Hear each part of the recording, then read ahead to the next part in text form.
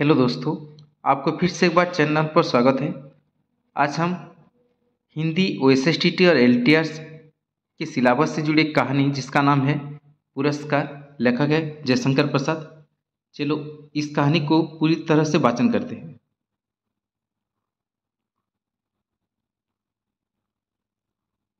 जयशंकर प्रसाद इसका लेखक है। कहानी है पुरस्कार।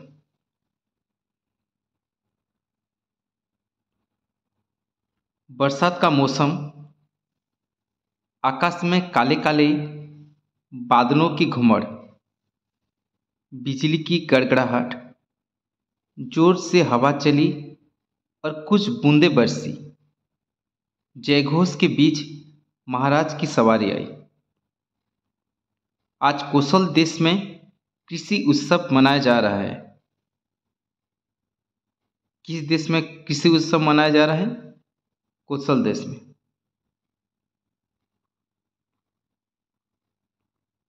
आगे देखते हैं। इस दिन महाराज को एक दिन के लिए किसान बनना पड़ता है। महाराज को क्या बनना पड़ता है? किसान बनना पड़ता है। जमीन के एक चुने हुए टुकड़े में वे हल चलाते, फिर बीज बोते थे। जमीन के असली मालिक को जमीन की 4 गुना रकम देते थे। जमीन की असली मालिक को कितने गुना रकम देते थे? 4 गुना रकम देते थे। और खेत राजा के हो जाते थे।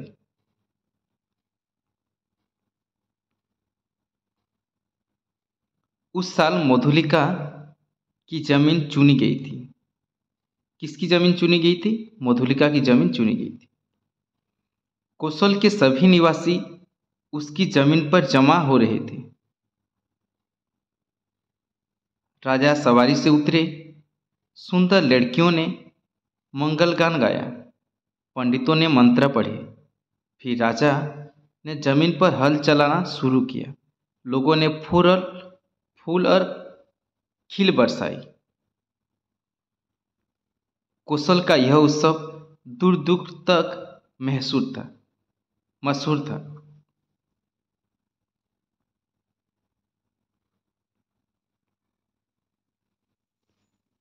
इनमें से भाग लेने के लिए दूसरे राज्यों से भी लोग आते थे। उस साल मगध का राजकुमार अरुण आया था। अरुण कहाँ का राजकुमार है? मगध। मगध का राजकुमार कौन है? अरुण। हल चलाने के बाद राजा को बीज बोना था। थाल में बीज उठाई मधुलिका राजा के साथ साथ चल रही थी। सब लोग राजा को देख रहे थे, लेकिन अरुण मधुलिका को देख रहा था। अरुण किसे देख रहा था? अरुण मधुलिका को देख रहा था। आगे क्या होते हैं देखते हैं। राजा ने धीरे धीरे सारे बीज बो दिए। थाल खाली हो गया। राजा ने उसमें कुछ सोने के सिक्के डाल दिए। यह जमीन की कीमत थी। मधुलिका ने थाली को प्रणाम किया, फिर सिक्के उठाकर राजा पर बार दिए और कहा, महाराज, यह मेरे बाप दादा की जमीन है। मैं इसे ऐसे ही आपको देने को तैयार हूं, पर बेचूंगी नहीं।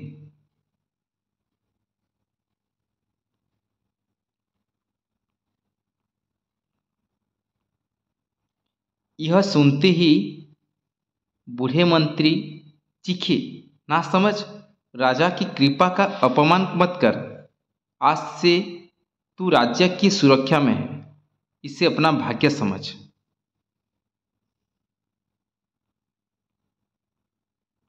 उसके बाद क्या होता है देखते हैं।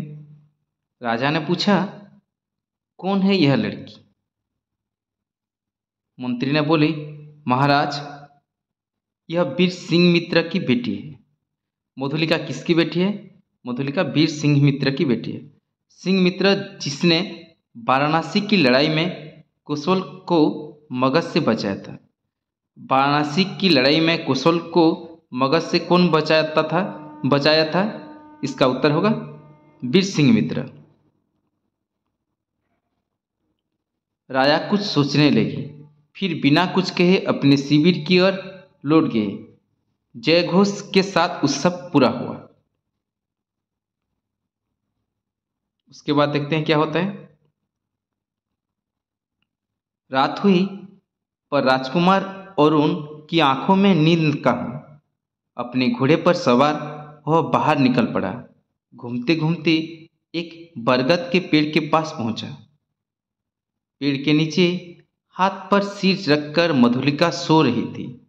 सोई हुई मधुलिका बहुत ही सुंदर और भोली जान पड़ती थी और उन चुपचाप एक टक उसे देख रहा था।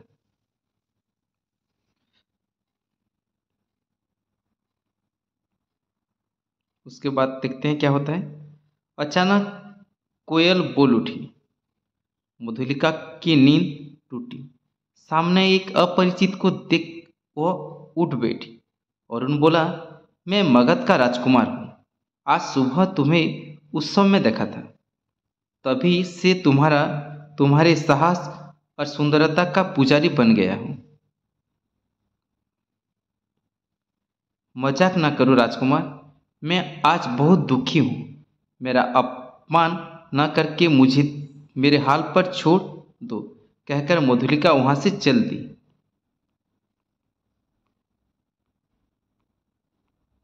उसके बाद चोट खाकर राजकुमार लौट गया। मधुलिका कुछ देर तक उड़ती हुई धूल को देखती रही। आंखों में आंसू आ गए। मन ही मन मधुलिका ने जीवन को एक नए सिरे से शुरू करने का निश्चय किया।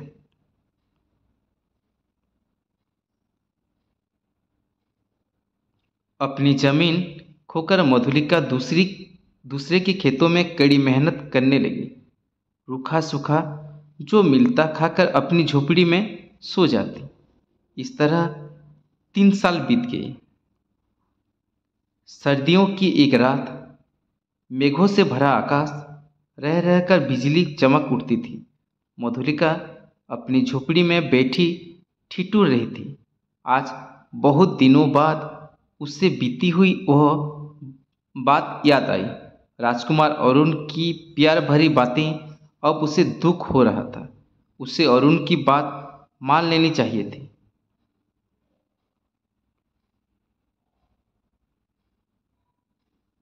तभी दरवाजे पर खटखट हुई। कौन है यहाँ?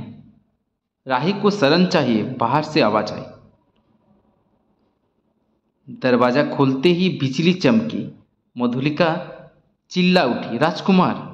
अरुण भी उसे देखकर हैरान था। कुछ रुककर बोला, मैं बागी हूँ। मुझे मगध से निकाल दिया गया है। मैं कौशल में रहने आया हूँ। मगध से किसे निकाला दिया गया था? राजकुमार अरुण को।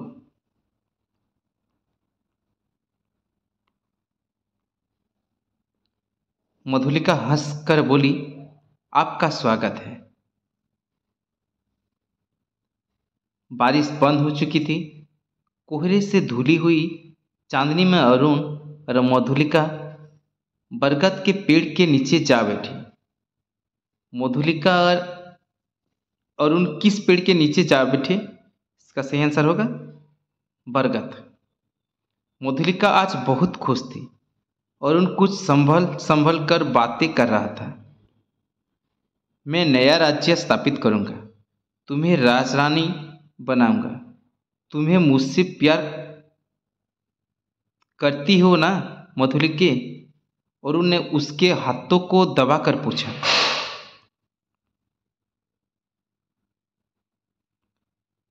मधुलिका आज बहुत खुश थी। राजकुमार अरुण के पास बैठकर वह अपने सभी दुखों को भूल सी गई थी। सपनों की दुनिया में खोई थी मधुलिका। जब अरुण बोला, नए राज्य की स्थापना करने में तुम्हें मेरी मदद करनी होगी। जो कहोगे वही करूंगी, मधुलिका ने कहा और अरुण उसे अपनी योजना बताने लगा। उसके बाद क्या होता है, मधुलिका राजा से मिलने उनके महल में गई। महाराज को प्रणाम करके बोली, 3 बरस हुए देव, मेरी जमीन खेती के लिए ली गई थी। अच्छा, तो तुम उसकी कीमत मांगने आई हो, बोलो तुम्हें क्या चाहिए। मुझे किले के दक्षिणी नाले के पास अपने खेत के बराबर की जमीन चाहिए। राजा मान गए। किले के दक्षिणी नाली के पास की जमीन सैनिक महत्व रखती थी। वहां सैनिक किले पर पहरा देते थे। जमीन मधुलिका को मिल जाने के बाद सैनिक वहां से हटा लिए गए।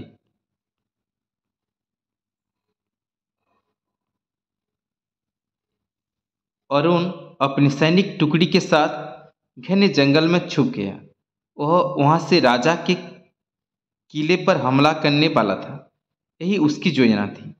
मधुलिका का दिल उसे धिक्कार रहा था। मेरे पिता ने कौशल को बचाया था, उनकी बेटी होकर मैं दुश्मन की मदद कर रही हूं। नहीं नहीं, कभी नहीं। उसके बाद क्या होता है, उसके बाद यह सोचकर वह इधर उधर भागने लगी। सामने से कुशल देश के सेनापति अपनी सैनिक टुकड़ी के साथ आते हुए दिखाई दिए। वह उनके पैरों पर गिर पड़ी और बोली, आज रात किले पर चढ़ाई होगी। डाकू दक्षिणी नाली के की ओर से आएंगे, जल्दी कुछ कीजिए। सैनिक दक्षिण नाले की ओर भागे।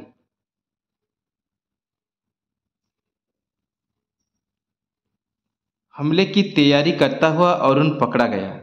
इस तरह उसकी योजना बेकार हो गई। उसे बंदी बना लिया गया। राजा ने उसे प्राणदंड दिया। फिर मधुलिका बुलाई गई। वह पागल से आकर खड़ी होगी। राजा ने कहा, मधुलिका मनचाहा पुरस्कार मांग, मुझे भी प्राणदंड मिले। कहती हुई वह बंदी अरुण के पास जा खड़ी हुई।